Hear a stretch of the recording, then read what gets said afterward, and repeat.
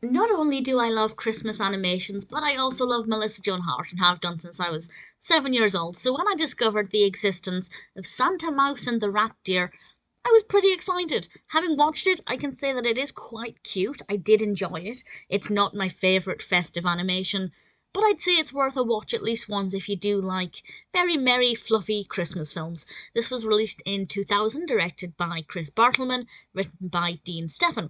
Melissa Joan Hart plays a mouse called Molly, and alongside her sister, Emily Hart, plays Rosie. Rosie is our protagonist, or one of our protagonists, and she is younger than Molly, and she still believes in Santa Mouse, and her older sister keeps telling her Santa Mouse isn't real, you shouldn't believe, you're such a child. But Rosie is full of this excitement for Christmas and cannot wait for Santa Mouse to arrive. And this takes place on Christmas Eve, but we, the viewer, Rosie doesn't know this, but the viewer knows that there are actually some problems with Santa Mouse, and there are problems with his rat deer, which are of course reindeers, but they're rats, and it looks like people may not be getting their presents for Christmas unless certain problems are resolved.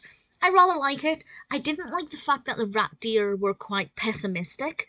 The reasons for that made sense when you watch it, but it's just unusual to have these reindeer type characters not being full of the Christmas spirit, and that was a little uncomfortable, but certainly it made it unique, so credit where credit is due. It was an interesting interpretation, but not necessarily what I was looking for. So there are things about this that are not perfect.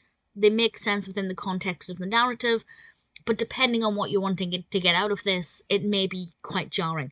But that any pessimism that any character have is completely overshadowed by Rosie's excitement.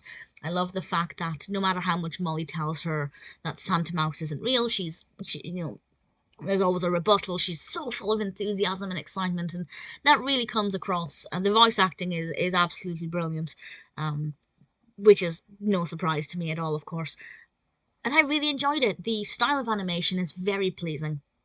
It's soft and gentle. We do have some sharp lines, certainly for the characters, with some slightly softer backgrounds.